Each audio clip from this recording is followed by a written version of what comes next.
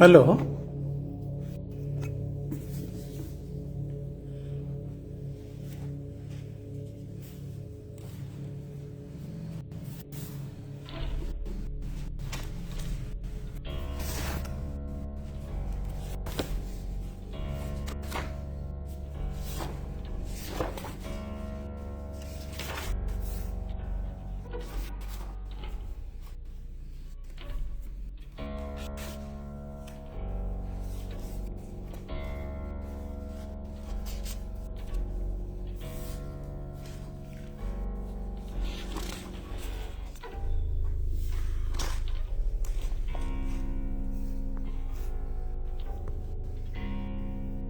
Hello.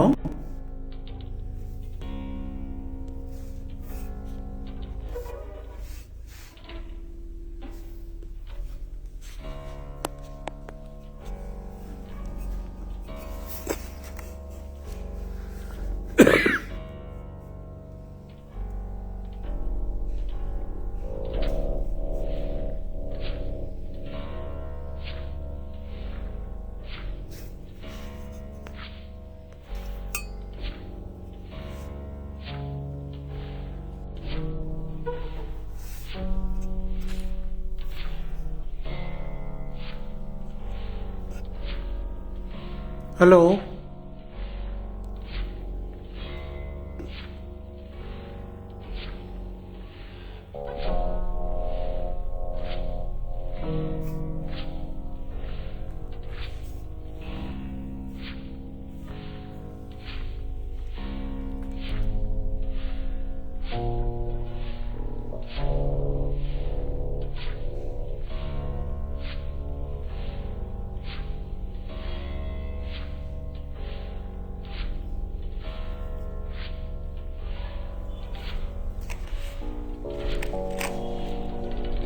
ಅನುಬಂಧ 2.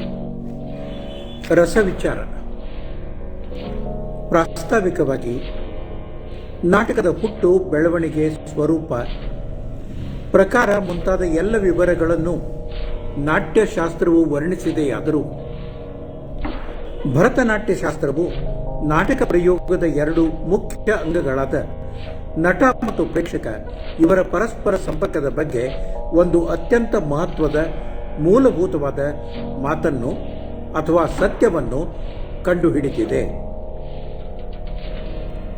ನಾಟಕವು ನಾಟ್ಯಶಾಸ್ತ್ರದ ಅಭಿಪ್ರಾಯದಲ್ಲಿ ದೃಶ್ಯ ಕಾವ್ಯ. ಹೀಗೆಂದರೆ ಅದರಲ್ಲಿ ದೃಶ್ಯ ವಿಭಾಗವಿರುವುದು, ಕಾವ್ಯ ವಿಭಾಗವಿರುವುದು ಎಂದಿಷ್ಟೇ ಅರ್ಥವಲ್ಲ.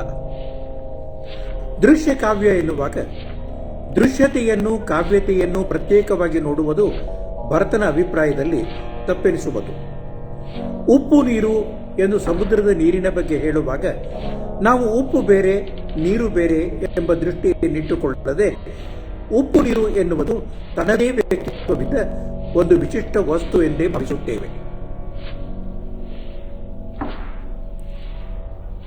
ಆದರೂ ಅದರಲ್ಲಿ ಉಪ್ಪಿನ ರುಚಿಯಂತೆ ನೀರಿನ ಗುಣವು ಇದ್ದದ್ದನ್ನು ಅನುಭವಿಸುತ್ತೇವೆ. ದೃಶ್ಯ ಕಾವ್ಯ ಎನ್ನುವುದು ಅಂತಹ ಕಲ್ಪನೆ. ದೃಶ್ಯತೆ ಮತ್ತು ಕಾವ್ಯತೆಗಳು ಒಂದರಿಂದೊಂದನ್ನು ಪ್ರತ್ಯೇಕ ಮಾಡಲು ಅಶಕ್ಯವಾಗುವಂತೆ ಒಂದಾಗಿರುತ್ತವೆ. ಆದುದರಿಂದ ರಾಸಾಯನಿಕ ಮಿಶ್ರಣದಂತೆ ದೃಶ್ಯ ಕಾವ್ಯವು ದೃಶ್ಯ ಮತ್ತು ಕಾವ್ಯ ಎರಡರಿಗಿಂತ ವಿಶಿಷ್ಟವಾದ ಗುಣ ಉಳ್ಳದಾಗಿರುತ್ತದೆ.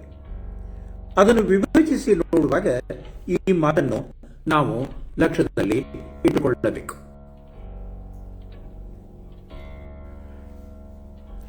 ನಟ ಮತ್ತು ಪ್ರೇಕ್ಷಕ ಇವರ ದೃಷ್ಟಿಯಿಂದ ನೋಡಿದಾಗ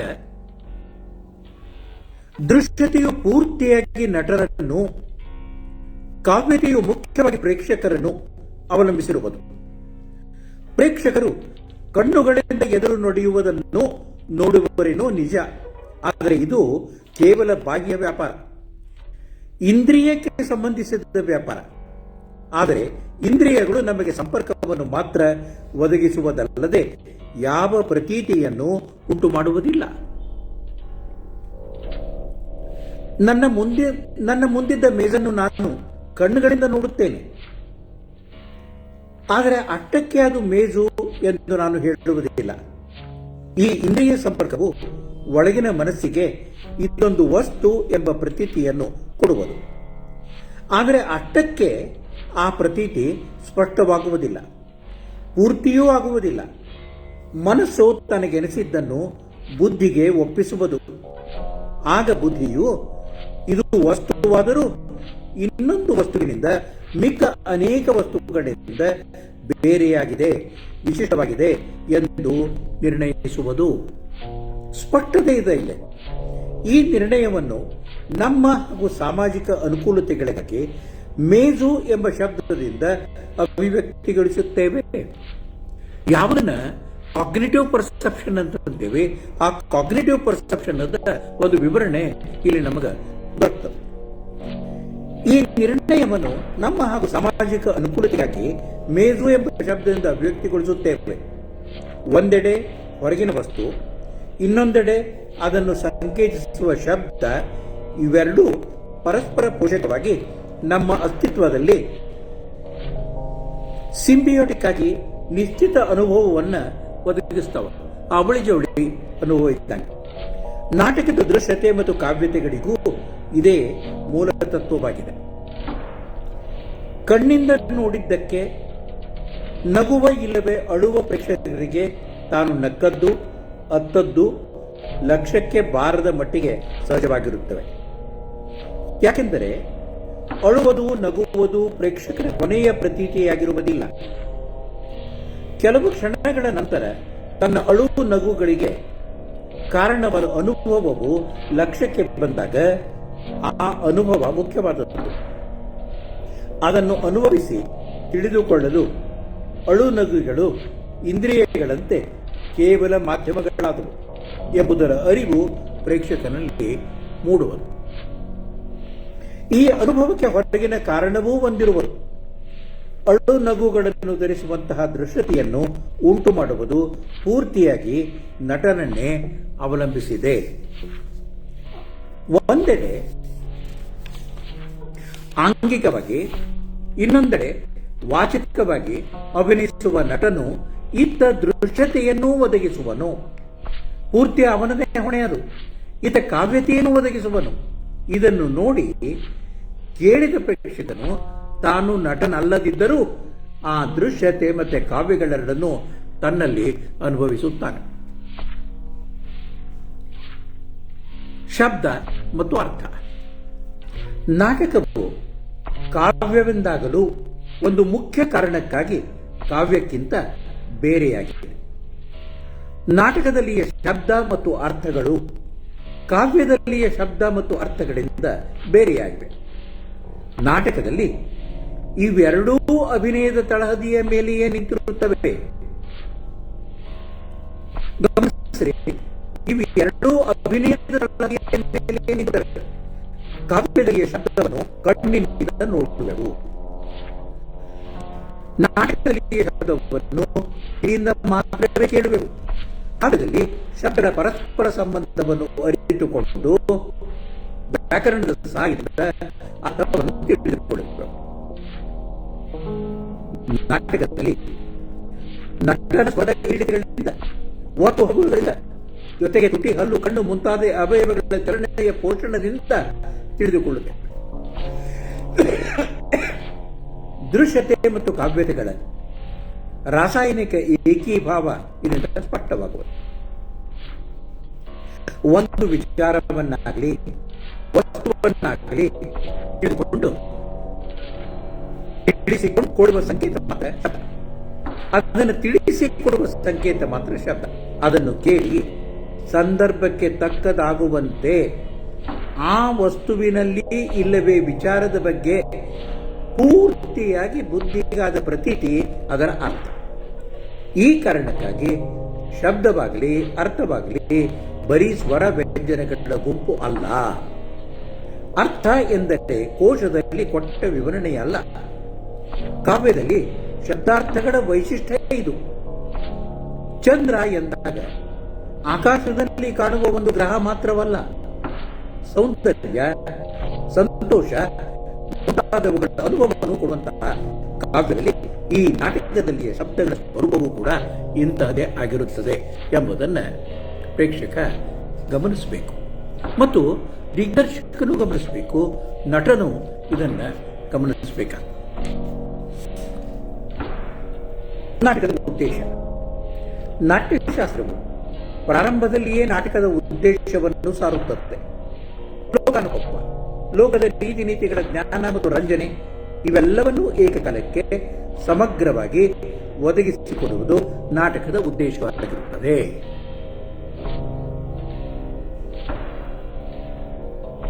ಬರೀ ರಂಜನೆಗಾಗಿ ಆಗಲಿ, ಲೋಕದ ರೀತಿ ನೀತಿಗಳಾಗಲಿ ಒದಗಿಸಿಕೊಡುವುದಕ್ಕೆ ಬೇರೆ ಸಾಧನಗಳಿವೆ. ಅದಕ್ಕಾಗಿಯೇ ಇವನ್ನು ಸಮಗ್ರವಾಗಿ ಸಮನ್ವಯಾತ್ಮಕವಾಗಿ ಏಕಕಾಲಕ್ಕೆ ಕೊಡುವಂತಹದ್ದು ಎಂದು ನಾಟಕವನ್ನು ಬೇರೆ ಬೇರೆ ಎಲ್ಲವುಗಳಿಂದ ವಿಂಗಡಿಸಿ ಹೇಳಲಾಗಿದೆ. ಇದನ್ನು ನಾಟಕವು ಹೇಗೆ ಒದಗಿಸುವುದು? ಅಭಿನಯದ ಮೂಲಕವಾಗಿ ಒದಗಿಸುವುದರಲ್ಲಿ ಒಂದು ಅತ್ಯಂತ ಮಹತ್ವದ ಹೆಚ್ಚಳವಿದೆ ನಾಟಕದಲ್ಲಿ. ಮನುಷ್ಯನು ಶಬ್ದಗಳನ್ನು ಬಳಸುವಾಗ ಅದರ ಹಿನ್ನೆಲೆಯಲ್ಲಿ ಅವನ ಮಾನಸಿಕ ಕ್ರಿಯೆಯೊಂದಿರುವುದು. ಅದನ್ನು ಅವನು ವ್ಯವಹಾರದಲ್ಲಿ ಕೂಡ ಕೈ ಕಣ್ಣುಗಳ ಚಲನವಲನೆಗಳ ಸ್ವರದ ಏರಿಳಿತಗಳ ಸಹಾಯದಿಂದ ಸಾಧಿಸುವನು. ಇದೇ ಅಭಿನಯ. ಕಾವ್ಯದ ಶಬ್ದಗಳ ಹಿನ್ನೆಲೆಯಾಗಿ ಅಭಿನಯದ ಪೋಷಣೆ ಇಲ್ಲದಿರುವುದರಿಂದ ಪಂಡಿತರೆನಿಸಿಕೊಳ್ಳುವವರೇ ಅಲ್ಲಿ ಶಬ್ದಗಳ ಅರ್ಥವನ್ನು ಸಮರ್ಪಕವಾಗಿ ತಿಳಿದುಕೊಳ್ಳಬಲ್ಲರು. ಆದರೆ ನಾಟಕದಲ್ಲಿ ವ್ಯವಹಾರದಲ್ಲಿ ರೂಢವಿದ ಪೋಷಕ ಚಲನವಲನಗಳ ಸಹಾಯವಿದ್ದುದರಿಂದ ಪಂಡಿತರೆಲ್ಲರಿಗೂ ಅರ್ಥ ಪಡೆಯಬಹುದಾಗಿದೆ. ಮಾತನಾಡುವವನ ವಿಚಾರ ಮಾತ್ರವಲ್ಲದೆ ಅದರ ಹಿನ್ನೆಲೆಯಲ್ಲಿದ್ದ ಮಾನಸಿಕ ಪ್ರೇರಣೆಯೂ ತಿಳಿದಾಗ ಪೂರ್ತಿ ಅರ್ಥ ತಿಳಿಯಿತೆಂದು ಹೇಳಬಹುದು. ಪೂರ್ತಿ ಅರ್ಥ ತಿಳಿದರೆ ಪೂರ್ತಿ ಸಮಾಧಾನ. ಇಂತಹ ಕಾರಣಕ್ಕಾಗಿ ವಿಶೇಷವಾಗಿ ನಾಟಕದ ದೃಶ್ಯ ಕಾವ್ಯತ್ವದ ವೈಶಿಷ್ಟ್ಯಕ್ಕಾಗಿ ಇಲ್ಲಿ ಮಾನಸಿಕ ಪ್ರಪಂಚಕ್ಕೆ ಪ್ರಾಧಾನ್ಯವಿದೆ. ಜನರ ನಡೆನುಡಿಗಳು ಇಂತಹವು ಎಂಬುದನ್ನಷ್ಟೇ ಅಲ್ಲದೆ ಇಂತಹವೇ ಯಾಕೆ ಎಂಬುದನ್ನು ನಟನು ತನ್ನ ಅಭಿನಯದಿಂದ ತೋರಿಸಿಕೊಡುವನು. ಆಗ ಪ್ರೇಕ್ಷಕನಿಗೆ ಪರಮಾವಧಿ ಜ್ಞಾನ ದೊರೆತು ಅವನು ಇಷ್ಟಾರ್ಥ ಸಿದ್ಧಿಯಾದವನಂತೆ ಪೂರ್ತಿಯಾಗಿ ಸಂತೃಪ್ತಗೊಳ್ಳುವನು. ನಾಟಕದ ಈ ವೈಶಿಷ್ಟ್ಯವನ್ನು ಎತ್ತಿ ತೋರಿಸಲು ನಾಟ್ಯಶಾಸ್ತ್ರ ರಸ ಎಂಬುದನ್ನು ಕಲ್ಪಿಸಿಕೊಂಡಿದೆ.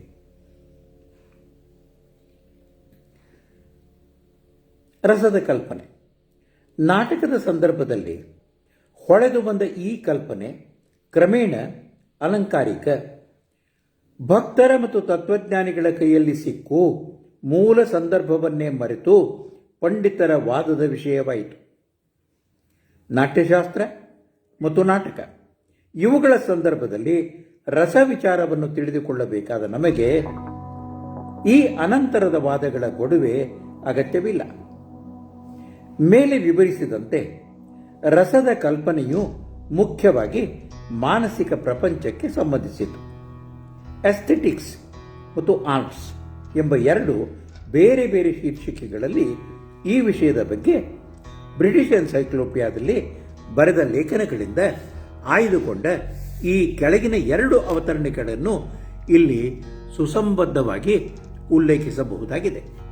ಒಂದು, the aesthetic pleasure of Hindu theatre is determined by how successful the artist is in expressing a particular emotion and evoking the rasa.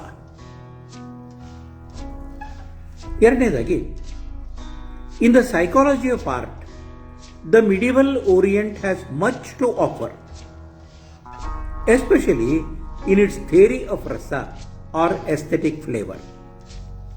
Ordinary feelings have been analyzed. Sex as a means to love and joy is regarded as a basic fact of life. Religious, in that it carries on the divinely established rhythm of creation and destruction. Hindu ಜನರ ನಾಟ್ಯದಲ್ಲಿ ನಟನು ಒಂದು ಭಾವವನ್ನು ಚೆನ್ನಾಗಿ ಅಭಿನಯಿಸಿ ಅದರಿಂದ ತಕ್ಕ ರಸದ ನಿಷ್ಪತ್ತಿಯಾಗುವಂತೆ ಮಾಡುವುದರಲ್ಲಿ ಯಶಸ್ವಿಯಾದರೆ ಅದು ಸೌಂದರ್ಯೋಪಾಸಕರ ಮೆಚ್ಚುಗೆ ಆಗುವುದು. ಕಲೆಯ ಹಿನ್ನೆಲೆಯಲ್ಲಿದ್ದ ಮಾನಸಶಾಸ್ತ್ರದ ಬಗ್ಗೆ ಮಧ್ಯಯುಗದ ಪೌರ್ವಾತ್ಯರಿಂದ ಕಲಿಯಬೇಕಾದುದು ಸಾಕಷ್ಟಿದೆ. ಪಾಶ್ಚಾತ್ಯರಿಂದ ಈ ಬಗ್ಗೆ ರಸತತ್ವವನ್ನು ವಿಶೇಷವಾಗಿ ಉಲ್ಲೇಖಿಸಬಹುದು. ಮನುಷ್ಯನ ಸಾಮಾನ್ಯ ಭಾವನೆಗಳ ವಿಭಜನೆ ಇಲ್ಲಿದೆ. ಸ್ತ್ರೀ ಪುರುಷರ ಸಂಬಂಧವು ಪ್ರೇಮ ಮತ್ತು ಆನಂದಗಳಿಗೆ ಕಾರಣವಲ್ಲದೆ ಜೀವನದ ಒಂದು ಮೂಲಭೂತವಾದ ಸತ್ಯವಾಗಿದೆ. ಸೃಷ್ಟಿ ಪ್ರಲಯಗಳ ದೈವಿ ಉಯ್ಯಾಲೆಯ ಲೀಲೆಯನ್ನು ಸೂಚಿಸುವ ಇದು ಒಂದು ದೃಷ್ಟಿಯಿಂದ ಧಾರ್ಮಿಕವೂ ಆಗಿರುತ್ತದೆ. ಮೊದಲನೆಯ ಅವತರಣಿಕೆಯಲ್ಲಿ ನಟನ ಅಭಿನಯದ ಬಗ್ಗೆ ಬರೆದಿದೆ. ಎರಡನೆಯದರಲ್ಲಿ ಪ್ರೇಮದ ಕಥೆಗಳ ನಮ್ಮ ನಾಟಕಗಳಲ್ಲಿ ಯಾಕೆ ಎಂಬುದರ ಜೊತೆಗೆ ಮನುಷ್ಯರ ಭಾವನೆಗಳನ್ನು ಕುರಿತು ರಸತತ್ವವಿದೆ ಎಂದು ಹೇಳಲಾಗಿದೆ. ರಸದ ತತ್ವವನ್ನು ತಿಳಿದುಕೊಳ್ಳುವಾಗ ಇವೆರಡೂ ಮಾತುಗಳನ್ನು ಲಕ್ಷ್ಯದಲ್ಲಿ ಇಡಬೇಕು. ಮೊದಲನೇಯಾಗಿ ರಸದ ಕಲ್ಪನೆಯ ಕೇವಲ ಮನುಷ್ಯರ ಭಾವನೆಗಳನ್ನು ಕುರಿತಾಗಿದೆ. ಎರಡನೆಯದಾಗಿ ರಸವು ಪ್ರೇಕ್ಷಕರಿಗೆ ಸಂಬಂಧಿಸಿದ್ದಾದರೂ ಪ್ರಾಥಮಿಕವಾಗಿ ಅದು ನಟರನ್ನು ಅವಲಂಬಿಸಿರುತ್ತದೆ.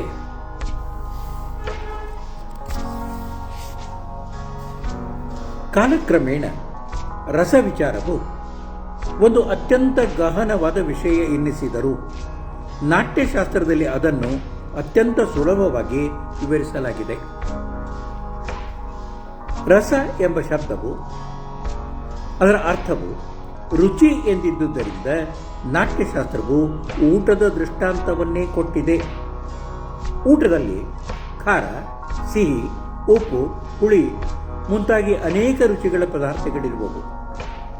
ಇದಲ್ಲದೆ ಖಾರ, ಉಪ್ಪು, ಹುಳಿ ಇವು ಮೂರೂ ಸೇರಿದ ಒಂದೇ ಪದಾರ್ಥವೂ ಇರಬಹುದಾಗಿದೆ. ಬರೀ ಖಾರವನ್ನಾಗಲಿ ಉಪ್ಪನ್ನಾಗಲಿ ಹುಳಿಯನ್ನಾಗಲಿ ತಿನ್ನುವುದು ಶಕ್ಯವಿಲ್ಲದಾಗ ಮೂರೂಗಳ ಮಿಶ್ರಣದ ಪದಾರ್ಥವನ್ನು ತಿಂದು ಅದು ರುಚಿಯಾಗಿದೆ ಎಂದು ಎನ್ನುತ್ತೇವೆ. ಅದರಂತೆಯೇ ಊಟದಲ್ಲಿ ಬೇರೆ ಬೇರೆ ರುಚಿಗಳ ಪದಾರ್ಥಗಳನ್ನು ತಿಂದು ಊಟ ರುಚಿಯಾಗಿದೆ ಎನ್ನುತ್ತೇವೆ. ಇದೇ ರಸ ಎನ್ನುತ್ತಾನೆ ಭರತ.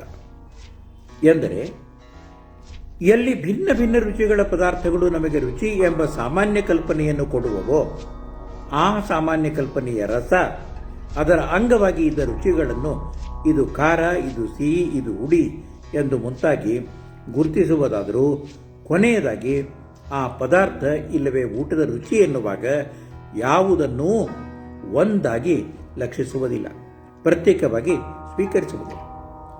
ಗುರುತಿಸಿದರಾದರೂ ಕೊನೆಯದಾಗಿ ಪದಾರ್ಥ ಇಲ್ಲವೇ ಊಟವೇ ರುಚಿ ಎನ್ನುವಾಗ ಯಾವುದನ್ನು ಒಂದಾಗಿ ಲಕ್ಷಿಸುವುದಿಲ್ಲ. ರಸರುಚಿಗಳಲ್ಲಿ ಈ ಭಿನ್ನತೆ ಇದ್ದಂತೆಯೇ ಮನುಷ್ಯನ ಭಾವನೆಗಳಲ್ಲಿಯೂ ಈ ಭಿನ್ನತೆ ಇದೆ. ಪ್ರೇಮ, ಪ್ರೀತಿ, ಸ್ನೇಹ, ಮೆಚ್ಚುಗೆ ಮುಂತಾಗಿ, ಸಿಟ್ಟು, ಸಿಡುಕು, ಹಠ ಮುಂತಾಗಿ, ರಂಜನೆ, ತಿರಸ್ಕಾರ, ಮೂದಲಿಕೆ ಮುಂತಾಗಿ ಬೇರೆ ಬೇರೆ ನೂರಾರು ಭಾವನೆಗಳಿರುವಾಗಲೂ ಒಂದನ್ನು ಪ್ರೇಮ ಎಂದು, ಇನ್ನೊಂದನ್ನು ಕ್ರೋಧ, ಮತ್ತೊಂದನ್ನು ಹಾಸ್ಯ ಎಂದು ಸಾಮಾನ್ಯ ಭಾವನೆಯಾಗಿ ತಿಳಿದುಕೊಳ್ಳುತ್ತೇವೆ. ಸಾಮಾನ್ಯ ಭಾವನೆಗಳ ವಿಭಜನೆ ಅಲ್ಲಿದೆ. ಮೇಲಿನ ಎರಡನೇ ಅವತರಣಿಕೆಯು ಇದೇ ಮಾತನ್ನು ಸ್ಪಷ್ಟಗೊಳಿಸುತ್ತದೆ. ನಟನು ಈ ಭಾವನೆಗಳನ್ನು ಯಶಸ್ವಿಯಾಗಿ ಅಭಿನಯಿಸಿದರೆ ಸೌಂದರ್ಯೋಪಾಸಕರಿಗೆ ಮೆಚ್ಚುಗೆಯಾಗುವುದು ಎಂಬ ಮೊದಲನೇ ಅವತರಣಿಕೆಯು ನಾಟ್ಯಶಾಸ್ತ್ರದಲ್ಲಿಯೇ ಒಂದು ಮಹತ್ವದ ಮಾತಿನ ಕಡೆಗೆ ನಮ್ಮ ಲಕ್ಷ್ಯವನ್ನು ಸೆಳೆಯುವುದು. ಅದೆಂದರೆ ನಾಟ್ಯಶಾಸ್ತ್ರದಲ್ಲಿಯ ಪ್ರೇಕ್ಷಕರು ಎಲ್ಲೆಲ್ಲಿ ಪ್ರೇಕ್ಷಕರ ಉಲ್ಲೇಖವಿದೆಯೋ ಅಲ್ಲಲ್ಲಿ ಪ್ರೇಕ್ಷಕರು ತಜ್ಞರಾಗಿರಬೇಕು, ಪ್ರೇಕ್ಷಕರು ಸಹೃದಯಗಳಾಗಿರಬೇಕು, ಒಳಿತು ಕೆಟ್ಟುದಗಳನ್ನು ವಿವೇಕಿಸಿ ನೋಡುವ ಜಾಣ್ಮೆ ಪ್ರೇಕ್ಷಕರಿಗಿರಬೇಕು ಎಂದು ಮುಂತಾಗಿ ನಾಟ್ಯಶಾಸ್ತ್ರವು ಹೇಳುವುದು. ಇದನ್ನೇ ತನ್ನ ಅಭಿಜ್ಞಾನ ಶಾಕುಂತಲ ನಾಟಕದ ಪ್ರಾರಂಭದಲ್ಲಿ ಆ ಪರಿಚೃಷ್ಟೋದ್ವಿಷಾಂ ಸಾಧು ಮನ್ನಿ ಪ್ರಯೋಗ ವಿಜ್ಞಾನಂ ಎಂದು ವಿದ್ವಾಂಸರು ಮೆಚ್ಚಿದರೇನೇ ನನಗೆ ಸಂತೋಷ ಎಂದಿದ್ದಾನೆ ಕಾಳಿದಾಸ. ಬರೀ ನೋಡಿದವರು ಮೆಚ್ಚಿದರೆ ಎಂದಲ್ಲ. ಇಲ್ಲಿಗೆ ನಾನು ಇಂದಿನ ನಾಟ್ಯಶಾಸ್ತ್ರದ ವಾಚನವನ್ನು ಮುಗಿಸ್ತಾ ಇದ್ದೇನೆ. ನಾಳೆ ಮತ್ತೆ 5:15 ನಾವು ಸರಿಯಾಗಿ ಮುಂದಿನ ಭಾಗದ ವಾಚನವನ್ನು ಕೈಗೆತ್ತಿಕೊಳ್ಳುವ. ಎಲ್ಲರಿಗೂ ನಮಸ್ಕಾರ.